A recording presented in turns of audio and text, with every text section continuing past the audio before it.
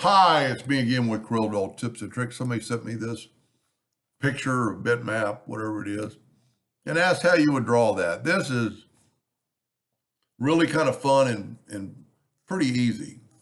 I drew an ellipse, and I'm going to Control D and make a duplicate. I could actually blend this, but I'm just going to make 3 rings. I'm going to take it, and I'm going to make it thicker than a hairline. Need to make it like 100 points. That might be a little thick, but it's good. Now, because I didn't blend it, I don't have to worry about anything. And now, while it's still a line before I do anything, get your 2-point line. Make your 2-point line and hit P.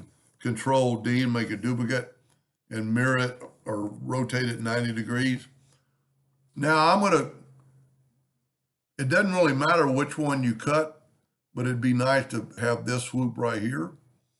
So I'm going to take my virtual segment delete key, and I'm just going to delete all this, and then take away your line. Now these red stripes are still lines.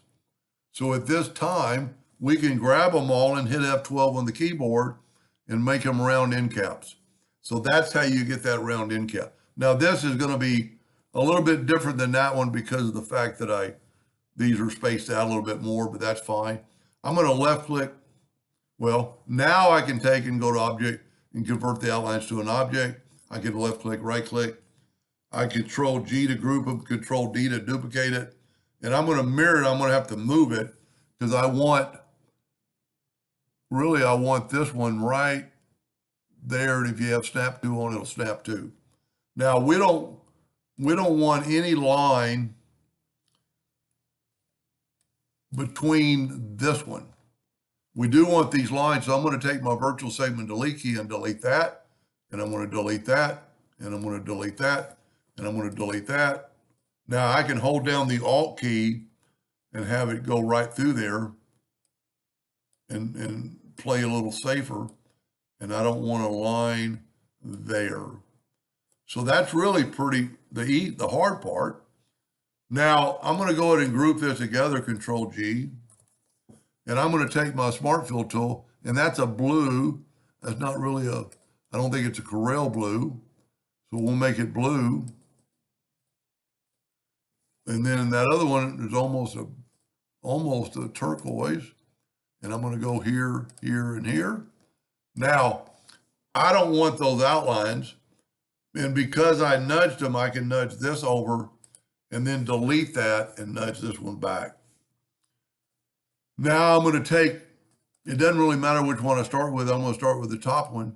I'm going to get the intersect tool. You can see it's a little darker. I'm going to put a little darkness in there. That's too much, so I'm going to blend it off. That looks pretty good.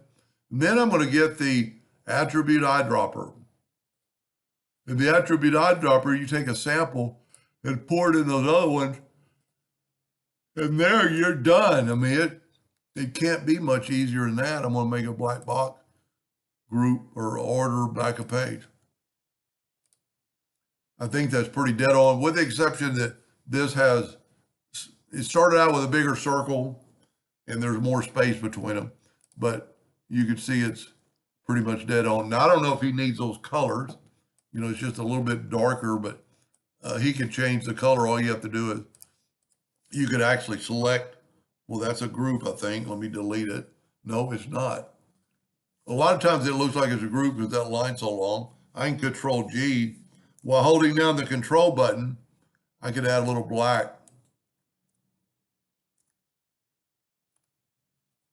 And see, make it a little bit darker, much like that.